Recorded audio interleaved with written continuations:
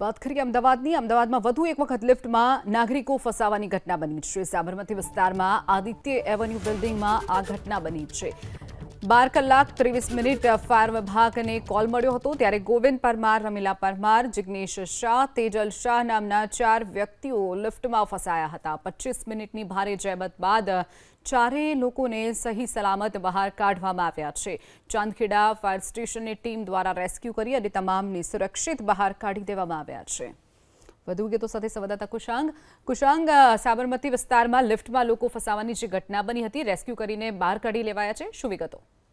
આની પહેલા 14 માર્ચના રોજ 10 જેટલી મહિલાઓ છે તે લિફ્ટમાં ફસાઈ હોવાની ઘટના બની હતી અને આજે ફરી એક વખત અમદાવાદના સાબરમતી વિસ્તારમાં આદિત્ય એવન્યુ નામનું જે બિલ્ડિંગ આવેલું છે ત્યાં આગળ એક જ પરિવારના 4 લોકો છે તે ફસાઈ ગયા. ગ્રાઉન્ડ ફ્લોર ઉપરથી 4થે માળ તેઓ જઈ રહ્યા હતા અને તે વખતે લિફ્ટ છે તે અચાનક ખોટવાતા લિફ્ટ છે તે બંધ થઈ ગઈ હતી, જેના કારણે લગભગ 15 થી 20 મિનિટ જેટલો સમય આ તમામ લોકો છે તે લિફ્ટમાં ફસાયેલા રહ્યા હતા. ફાયર વિભાગની મદદ લેવામાં આવી હતી અને ફાયર વિભાગે 25 થી 30 મિનિટની અંદર આ 4 લોકોને રેસ્ક્યુ કરી અને તમામ લોકોને સહી સલામત બહાર કાઢ્યા છે અને ચાંદખેડા ફાયર સ્ટેશનની ટીમ તરફથી રેસ્ક્યુ કરવામાં આવ્યું છે. મુખ્યત્વે જે નવી અપગ્રેડ થયેલી જે લિફ્ટો છે જેમાં અનેક વખત નાગરિકો ફસાવાની પરિસ્થિતિ સામે આવતી હોય છે, તેવામાં અમદાવાદ શહેરમાં એક જ મહિનાની અંદર આ બીજો બનાવ બન્યો છે જ્યારે લિફ્ટની અંદર નાગરિકો ફસાયા અને તેમને સહી સલામત ફાયર વિભાગ તરફથી બહાર કાઢવામાં આવ્યો. ચોક્કસી કુશાંગ, માહિતી બદલ આભાર.